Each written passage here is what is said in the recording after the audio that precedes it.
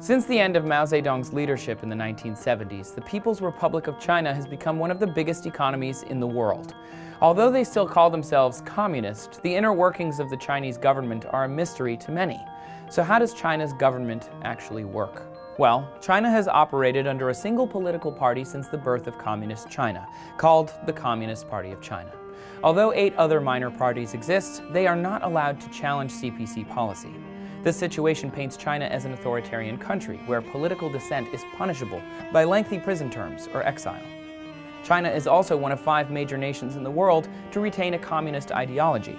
And while most businesses are owned by the state, China has been implementing capitalist policies and allowing companies to privatize. In reality, China is more of a mixed economy than a purely communist country.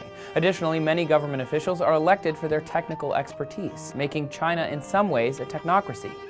This series of political compromises explain why China is economically much more successful than other communist countries of the past. With just one political party, there is more cohesive legislation allowing China's government to react quickly to market trends. Their communist ideology also lends itself to long-term economic policy, which has allowed them to prosper at the expense of regulation and workers' rights. China's government is infamous for corruption, ranging from racketeering to bribery. In 2015, a former security chief was sentenced to life in prison for bribery and abuse of power.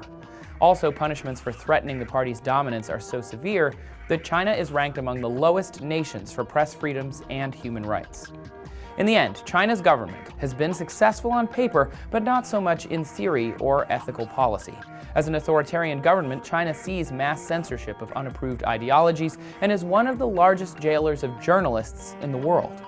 It's clear that being the second largest economy in the world while juggling strict ideologies comes at a difficult price. China's government is actually not too different from the socialist government of North Korea, China's next-door neighbor. To learn more about the charade of democracy in the Hermit Kingdom, check out this video.